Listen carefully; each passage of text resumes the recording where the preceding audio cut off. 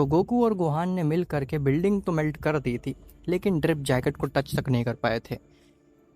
उस जैकेट के अराउंड एक फोर्स फील्ड थी जिसे कि गोकू और गोहान क्रॉस नहीं कर पा रहे थे, और उन्हें सेंटिनल सिटी से वापस आना पड़ा था बुल्मा की लेबोरेटरी में।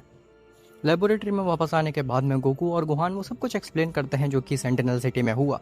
उन्होंने ड्रिप जैकेट को टच करने की कोशिश की, लेकिन उसके अराउंड एक फोर्स फील्ड थी। तो बुल्मा को समझ में आता है कि हो मतलब कि सेंटिनल सिटी में जो ग्रेविटेशनल फोर्स है इतनी ज़्यादा, एक ब्लैक होल के बराबर, वो उस जैकेट की वजह से आ रही है। इसके बाद में बुल्मा उसके बारे में रिसर्च करने लगी थी, और वजीटा अभी तक इस शौक में था कि गोकू और गोहान ने कैसे उस बिल्डिंग को मेल्ट कर दिया। वजीटा कहता है, हाँ, तुमने तुमने कर दिखाया, तुमने उस बिल्डिंग को मेल्ट कर दिया। मैंने एक्सपेक्ट नहीं किया था, मुझे लगा नहीं था कि तुम लोग कर पाओगे इस चीज़ को। लेकिन तुमने बुल्मा के रोबोट्स को कैसे डॉज किया, क्योंकि वो भी एक बहुत बड़े चैलेंज थे उस सेंटिनल सिटी में। गोहान काफ़ी कैजुअली कहता है, मैंने उन सबको डिस्ट्रॉय कर दिया। और जब गोहान इस बात को बोलता है तो वजीटा के पैरों के नीचे से ज़मीन खिसक जाती है। मतलब जो चीज़ वजीटा 2 बार में जा के नहीं कर पाया उस सेंटिनल सिटी में, गोकू और गोहान एक बार में जा के ना ही केवल उन्होंने बुल्मा के रोबोट्स को डिस्ट्रॉय कर दिया, बल्कि उन्होंने ड्रिप जैकेट का रहस्य भी पता लगा लिया। वजीटा को समझ में आ चुका था कि उसके और गोकू गोहान के बीच में पावर लेवल का बहुत ज़्यादा डिफरेंस है। वजीटा की पावर लेवल्स गोकू गोहान के नज़दीक भी नहीं है फ़िलहाल के लिए। उसे कुछ ऐसा हासिल करना होगा जिससे कि वो गोकू गोहान दोनों को ही एक्सीड कर जाए। और वजीटा को ये चीज़ बहुत ही ज़्यादा शर्मनाक लगती है कि सेयन प्रिंस होने के बावजूद भी उसके पास में लोअर ग्रेड सेयन और एक हाइब्रिड सेयन गोहान जैसे बीइंग से भी कम पावर्स हैं। वजीटा इस चीज़ को नहीं सह पाता, उसकी ईगो बहुत बुरी तरीके से हर्ट हो जाती है। और क्यों ना हो, वजीटा ने बेहद मेहनत की है, लेकिन स्टिल वो इनफ नहीं है गोकू और गोहान को सरपास करने के लिए। तो फिर पता नहीं आखिर क्या होगा। खैर, वहीं बीरस के सो जाने के बाद में वीस के पास में अब प्लेनेट में और कोई काम नहीं था। तो वीस सिर्फ उस सिटी के बारे में ही सोच रहा होता है। उसके दिमाग में बार बार फ्लैशबैक्स रन हो रहा होता है, वो बार बार इमेजिन कर रहा होता है, लेकिन उसे और कुछ भी याद नहीं आ रहा होता। और वीस का सब्र का बांध टूट जाता है। वीस डिसाइड करता है कि वो इस चीज़ को जेनो और ग्रैंड प्रीस्ट के सामने रखेगा, उन्हें बताएगा और उनसे आंसर मांगेगा कि आखिर ये चीज़ क्या है, उसे ऐसी क्यों फीलिंग आ रही है कि वो किड भी थे कभी।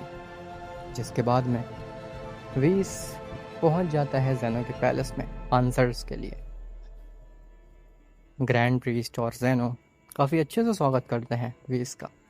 उन्हें लगता है कि वीस कुछ न्यूज़ लेके आया है बीरस के बारे में, या फिर जेनो को एंटरटेन करने के लिए कुछ नया साधन लेके आया है।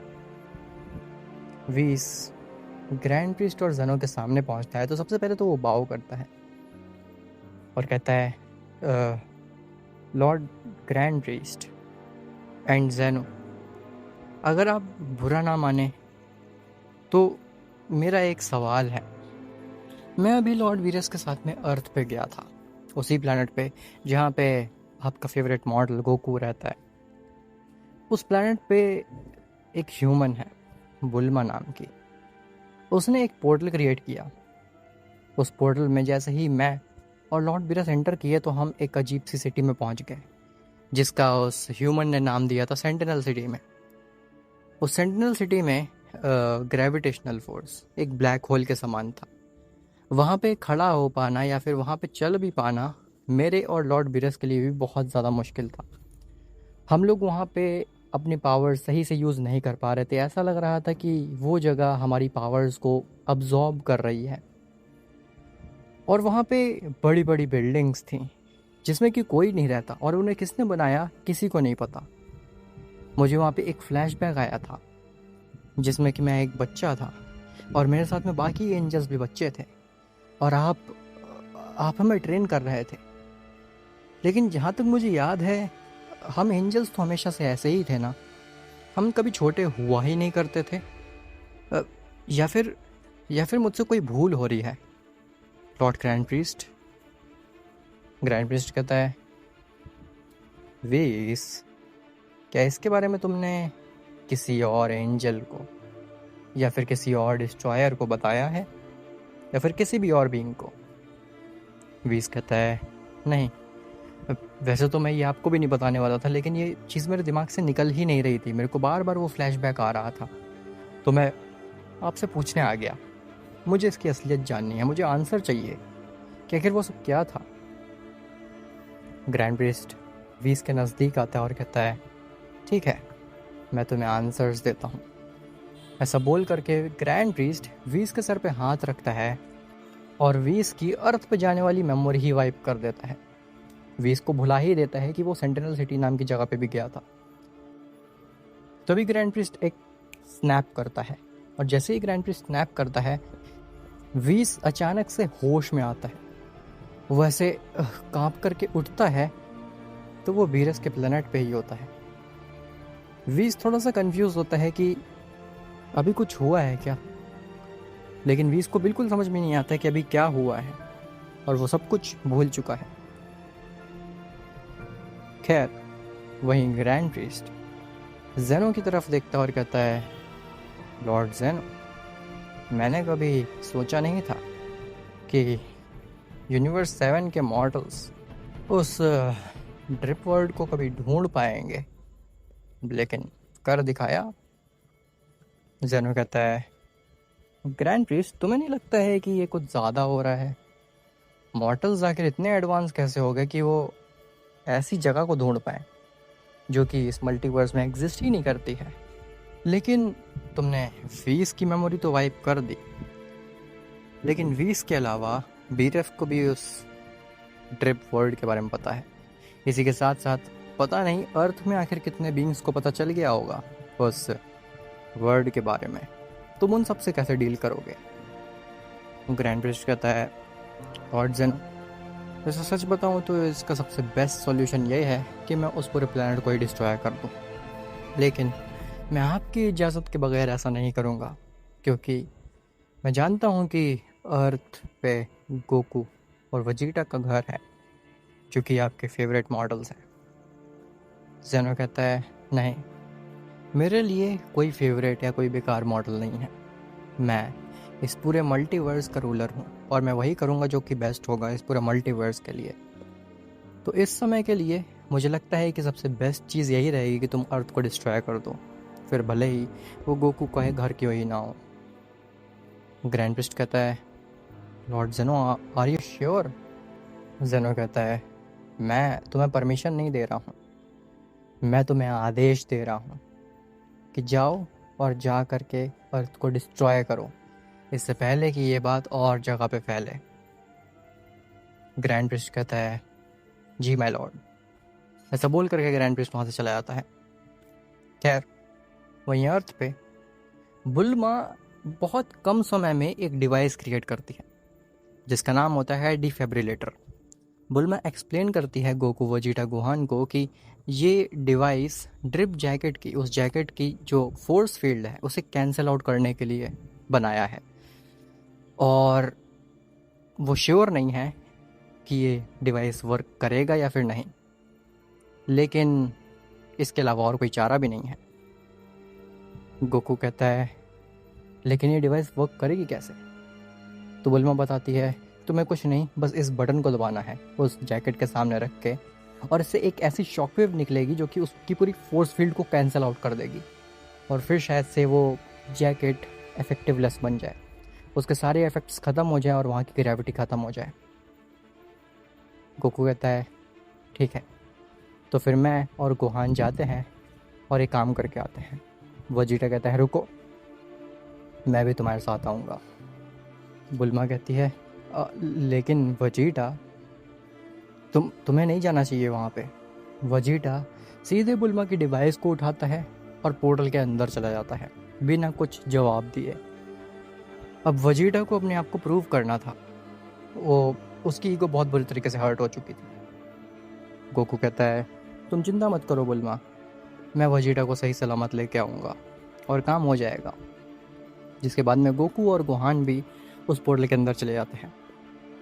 जब तक गोकू और गोहान ड्रिप जैकेट तक पहुंचते तब तक ऑलरेडी वजीटा वहाँ पे खड़ा होता है और वजीटा वाकई में काफ़ी ज़्यादा गुस्से में होता है।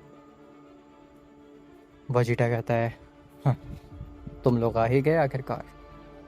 गोकू कहता है, वजीटा तुमने आखिर जिद क्यों की यहाँ आने की? मैं और गुहान संभाल सकते हैं यहाँ की ग्रेविटी को, तुम्हें वहीं रहना चाहिए था। वजीटा कहता है, अच्छा तुम संभाल सकते हो तो फिर मैं संभाल नहीं सकता हूँ यहाँ की ग्रेविटी को? देखो मैं अभी तक यहाँ पे सही सलामत खड़ा हूँ, मुझे कुछ भी फ़र्क नहीं पड़ रहा है। अब अपनी बकवास बंद करो कैकरॉट, हम यहाँ पे बकवास करने नहीं आए हैं, जितनी बकवास करेंगे उतनी एनर्जी वेस्ट होगी यहाँ पे।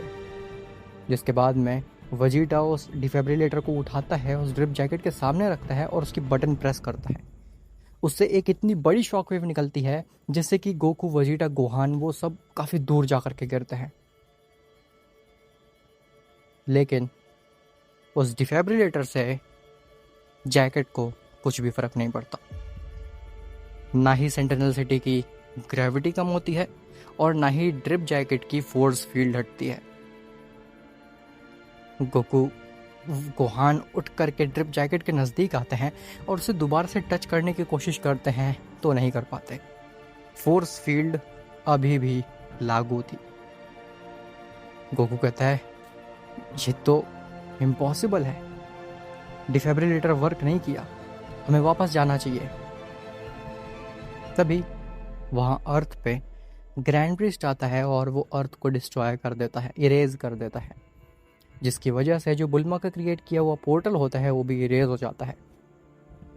अब गोकू, गोहान और वजीटा डिफिब्रिलेटर के साथ में और उस ड्रिप जैकेट के साथ में सेंटिनल सिटी में ही कैद थे। वो वापस आने की कोशिश करते हैं लेकिन वहाँ पे कोई भी पोर्टल होता नहीं है, उन्हें कोई भी एग्जिट नहीं मिलता वहाँ से निकलने का और उनकी एनर्जी धीरे धीरे कम होने लगती है, वो धीरे धीरे वीक पड़ने लगते हैं। गोहान कहता है, पोर्टल कहाँ गया? वो पोर्टल यहीं पे था। लेकिन किसी को भी नहीं पता कि वो पोर्टल गया कहाँ वापस से अर्थ पे जाने का। उन्हें क्या पता कि अर्थ डिस्ट्रॉय हो चुकी है। गोकू, वजीटा, गोहान काफ़ी देर तक कोशिश करते हैं वहाँ पे सरवाइव करने की, लेकिन धीरे धीरे वो बहुत वीक हो जाते हैं और उनकी आंखों के सामने धुंधलापन छाने लगता है। वो अनकॉन्शियस होने लगते हैं और वो हो जाते हैं। वो तीनों ही अनकॉन्शियस हो जाते हैं और वहीं फंस जाते हैं कि तभी थोड़ी देर बाद गोकू और गोहान की आंखें खुलती हैं और जब उनकी आंखें खुलती हैं तो वो सेंटिनल सिटी में ही होते हैं, लेकिन वहाँ की ग्रेविटी अचानक से कम हो जाती है। गोकू खड़ा होता है और कहता है, हाँ यहाँ की ग्रेविटी कम हो गई गोहान, लेकिन वजीटा कहाँ पे है? तभी वो देखते हैं कि वजीटा ड्रिप जैकेट के पास में खड़ा है और उसे पहनने की कोशिश कर रहा है। वजीटा उस ड्रिप जैकेट को पहनने ही वाला होता है कि तभी गोकू और गोहान वहाँ पे आते हैं और कहते हैं, रुक जाओ वजीटा, हाँ हमें नहीं पता इस जैकेट के अंदर क्या राज है, ये जैकेट कैसे इतनी पावरफुल है, इसे पहनना एक अच्छा चॉइस नहीं होगा। वजीटा उस ड्रिप जैकेट को छोड़ देता है और कहता है, हाँ लेकिन पता नहीं ये ड्रिप जैकेट मुझे बहुत अट्रैक्ट कर रही है अपनी तरफ, मानो कि ये ड्रिप जैकेट मुझसे बोल रही हो कि मुझे पहनो। गोकू कहता है, वो सब तो ठीक है लेकिन आखिर इसकी फोर्स फील्ड गई कहाँ पे? अचानक से इसकी फोर्स फील्ड कहाँ गायब हो गई और इस सेंटिनल सिटी की ग्रेविटी भी गायब हो गई है। गोहान कहता है, मुझे लगता है फादर की बुल्मा का डिवाइस वर्क कर गया, लेकिन थोड़ी देर बाद डिफिब्रिलेटर ने शायद से इस जैकेट की फोर्स फील्ड को कैंसिल कर दिया हो, लेकिन उसका इफेक्ट थोड़ी देर में पड़ा। वजीटा कहता है, अपनी बकवास बंद करो तुम दोनों, अभी ये इम्पोर्टेंट सवाल नहीं है कि आखिर ग्रेविटी कहाँ गई या फिर इसकी फोर्स फील्ड ख़त्म हो गई, हमें इसे ले करके वापस से अर्थ पे जाना है और पोर्टल गायब हो चुका है यहाँ से, तो हम कैसे जाएंगे अर्थ पे? ऐसा बोल करके वजीटा दोबारा से उस ड्रिप जैकेट की तरफ देखने लगता है और वो ड्रिप जैकेट अचानक से हेलुसिनेट करने लगती है। वजीटा को ऐसा लगता है, वजीटा उस ड्रिप जैकेट को देख करके खो जाता है उसमें और बिना कुछ सोचे समझे उसको पहन लेता है तेज़ी से। जैसे ही वजीटा उस ड्रिप जैकेट को पहनता है वो ज़ोरों से चीखने लगता है, मानो कि उस सारी ड्रिप जैकेट की एनर्जी एकदम से वजीटा की बॉडी के अंदर घुस गई हो, और इतनी ज़्यादा एनर्जी वजीटा की मॉडल बॉडी संभाल ना पा रही हो। वजीटा की बॉडी से धुआं निकलने लगता है, मानो कि उसकी पूरी बॉडी जल रही हो, और ड्रिप जैकेट से भी। पूरी सेंटिनल सिटी में केवल वजीटा की चीखें सुनाई दे रही होती हैं और कुछ भी नहीं, और गोकू गोहान इस चीज़ को बस देखते रह जाते हैं। अब आखिर क्या वजीटा उस ड्रिप जैकेट की सारी पावर्स को एब्जॉर्ब कर लेगा, और आखिर वो वापस अर्थ पे कैसे जाएंगे, क्योंकि अर्थ तो डिस्ट्रॉय हो चुकी है। इन सब का जवाब तुम्हें मिलेगा नेक्स्ट पार्ट में। उम्मीद करता हूँ तुम्हें आज की वीडियो अच्छी लगी होगी। मिलता हूँ तुमसे नेक्स्ट पार्ट में, तब तक के लिए बाय बाय।